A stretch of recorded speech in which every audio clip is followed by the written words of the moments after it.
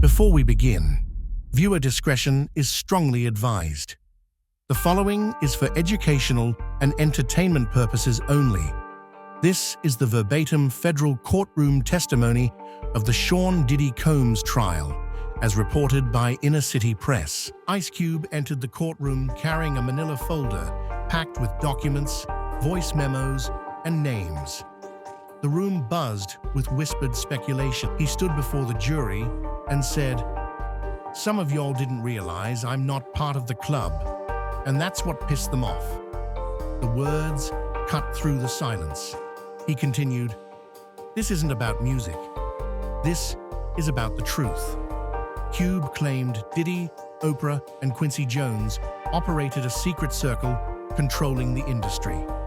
The judge paused and leaned back, caught off guard by the testimony. What happened behind those closed doors? And what did Ice Cube witness at an industry party that changed everything? In court, Ice Cube described the Beverly Hills mansion party as something far more sinister than a typical industry gathering. He called it a trap, his tone sharp and unwavering as he recounted the events of that night.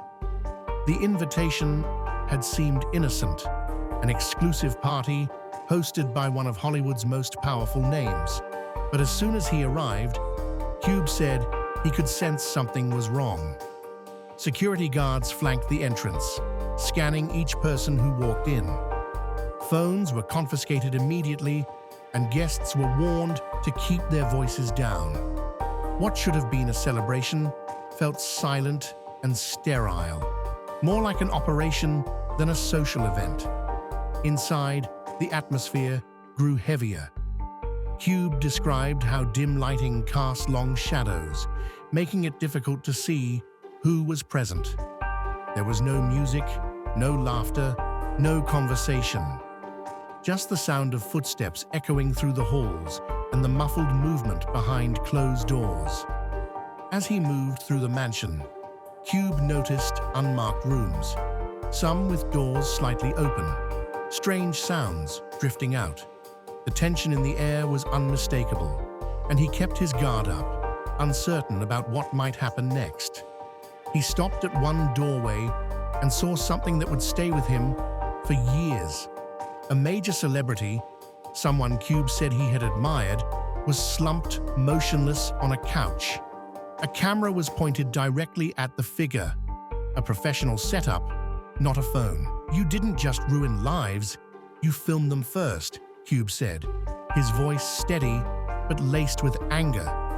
He stood there, trying to process what he was seeing, knowing it was no accident. The scene felt deliberate, calculated. According to Cube, this was part of a system designed to capture people at their weakest, turning private moments into leverage. Cube explained that as the night wore on, his sense of unease only grew. The glamour of the mansion and the exclusive guest list meant nothing compared to the emptiness he felt standing in the middle of it all. The rules, the confiscated phones, the security, the locked and open doors, the cameras, pointed to something hidden beneath the surface. He realized the gathering was not about networking or celebration. It was about surveillance and control. He left the party early, hoping to slip away unnoticed.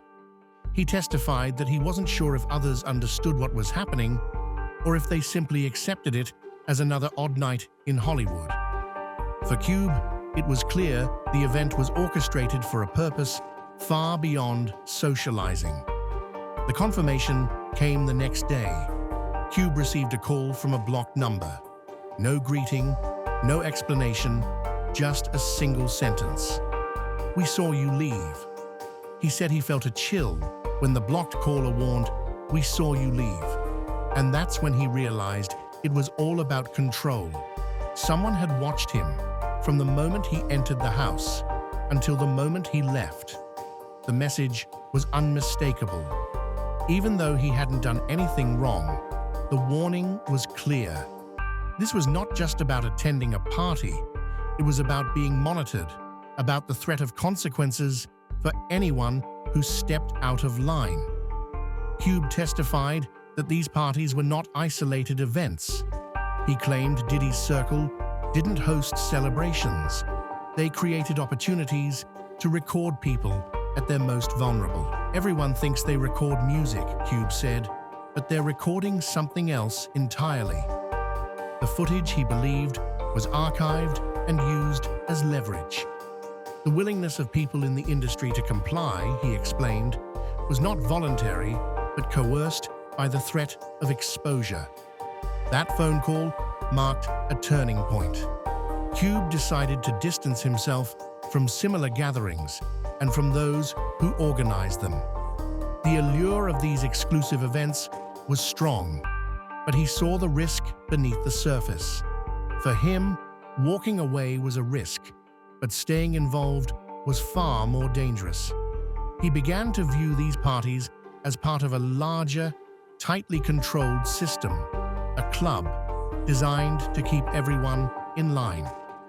Cube closed this part of his testimony with a warning. He observed that those who refused to participate faced mounting challenges: slander, sabotage, and isolation. The message was always the same: step out of line, and you'll pay. This realization would shape how he viewed the struggles of others in the industry, especially those who seemed to face sudden setbacks or public crises. Jamie Foxx's story stood out in Ice Cube's testimony, not as an isolated incident, but as a case that exposed the machinery of control operating behind the scenes. Cube didn't hesitate to say it plainly. Jamie Foxx became a target the moment he started pulling away from Diddy's circle. The courtroom listened as Cube detailed how Foxx, once celebrated and surrounded by opportunity, began to face a series of setbacks that looked anything but accidental. Cube testified that Foxx's films were shelved, collaborators went silent, and rumors about his health spread. Never organic, but orchestrated. You don't have to fight them directly, Cube explained. You just put doubt in the air. The rest takes care of itself. Cube described the process as systematic. At first, Foxx was welcomed in. First it's flattery, then it's favors, then it's control, Cube said. Invitations to exclusive parties, offers of guidance, and the illusion of friendship drew Foxx closer. The message was clear: belonging came with conditions. Cube testified that these gatherings weren't just about networking. They were carefully staged steps to secure loyalty. They tempt you with the kingdom before they ask for your loyalty, he told the court. For a while, Foxx played along, but as the demands grew and the true nature of the arrangement became clear, he started to resist. That's when the pressure changed. The consequences were immediate. Projects that once moved forward stalled in legal limbo. People who used to return Foxx's calls stopped answering. Studio doors that had been open suddenly closed. At the same time, damaging stories began to circulate. Stories about Foxx's reliability, his health, his state of mind. Cube insisted these weren't random. He painted a picture of a campaign designed to isolate Foxx and make him vulnerable. The intent, Cube claimed, was to send a message to Foxx and anyone else watching. Compliance is expected, and the cost of defiance is high. Then came the incident that drew the most attention: Foxx's medical emergency in 2023. To the public, it was a health scare, a private matter. But Cube challenged the official story. That wasn't just a medical incident. That was a message, he said. He recounted the moment with a direct quote. You really think that was natural? That after he started speaking out, he'd just collapse? The timing, Cube argued, was too precise to ignore. Foxx had begun to distance himself from the circle, and soon after, he collapsed on set. Cube stated this was no accident, but a warning shot, a calculated move to remind Foxx and others like him of the risks involved in stepping out of line. Cube revealed that Foxx reached out to him after the incident. The words stuck with him. "Cube, I can't talk about it, but I can't unsee it either." That call, Cube said, made it clear Foxx was shaken and aware of the forces at play. The courtroom sat in silence as Cube described the fear and uncertainty that followed. The implication was clear. This was about more than one man's health. It was about control. As Foxx tried to regain his footing, the pressure intensified. Cube testified that Foxx was warned directly by Oprah Winfrey. According to Cube, Oprah told Foxx, "You're blowing it," a statement that wasn't just advice, but a warning. Immediately after, Foxx was handed off to Quincy Jones for what Cube called prepping, not mentorship, but a final push to secure compliance. Cube's testimony suggested that these interventions were not about helping Foxx, but about making sure he understood the rules. Cube didn't elaborate on what was said behind closed doors, but he made it clear that Foxx's experience was not unique. The pattern was familiar: lure, isolate, punish, and control. Foxx's struggles, Cube argued, were a demonstration to others in the industry. The message was unmistakable: step out of line, and you'll face consequences that go far beyond career setbacks. As Cube finished this part of his testimony, the courtroom remained tense. The allegations against those pulling the strings were not just about sabotaged careers or personal vendettas. Cube suggested the existence of a tightly woven system maintained by powerful figures who ensure that silence and compliance are the only options. The focus now shifted to those at the center of this web: Oprah, Quincy, and Diddy, whose influence, Cube claimed, extended far beyond the public eye. They don't just control careers, they control lives. Ice Cube's voice carried a steady certainty as he laid out his claim that the entertainment industry's foundation wasn't talent, but control. He described a system maintained by three gatekeepers: Oprah Winfrey, Quincy Jones, and Sean "Diddy" Combs, each with a distinct role in enforcing the rules. These were not just industry leaders, Cube testified. They were the architects of compliance, using their power to shape destinies and silence dissent. Cube said Oprah's call wasn't praise, but a veiled threat: fall in line or face the consequences. He recounted the moment when Oprah reached out to Jamie Foxx at the peak of his career, warning him in a tone that left no room for misunderstanding. The message, Cube insisted, was clear: success in this world came with conditions, and stepping out of line meant risking everything. It was after this call, Cube testified, that Foxx was introduced to Quincy Jones, not as a mentor, but as part of a deliberate plan to bring him under control. Quincy Jones, in Cube's account, was more than a legendary producer. He was the godfather of the system. Cube testified that Jones's influence operated behind closed doors, where he orchestrated what he called soul trades. These were deals that went beyond contracts, arrangements that, Cube said, gave Jones leverage over artists' futures and personal lives. The meeting between Foxx and Jones, Cube explained, wasn't about guidance. "It felt like I was being processed, not helped," Cube quoted Foxx as saying. The handoff from Oprah to Quincy was not a show of support, but a transfer of authority. According to Cube, Jones's role was to ensure artists understood their place and the boundaries they could not cross. Diddy's methods, Cube alleged, were even more direct. He described Diddy as an enforcer, someone whose true power was built on secrets, not just business acumen.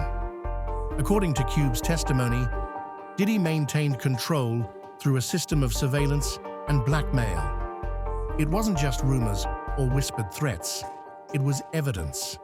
Cube claimed that at exclusive parties, cameras captured everything, often without guests' knowledge. He described how Diddy would send flash drives to targets, each containing compromising footage, or make blocked number calls that played incriminating audio. These tactics, Cube said, were designed to make sure no one felt safe enough to speak out. Patrons believed they were in private, but every moment became potential leverage. Cube explained that the threat wasn't only personal embarrassment or career damage. The system, he said, was structured so that anyone who tried to expose it would risk exposing themselves. The parties, the invitations, the secrecy, all of it fed into a culture where silence was the only protection. Cube pointed to Jamie Foxx's experience as an example. The rumors, the sudden isolation, the sense that every move was being watched. The pattern, he argued, was unmistakable. They record everything, Cube said, not for music, but for leverage.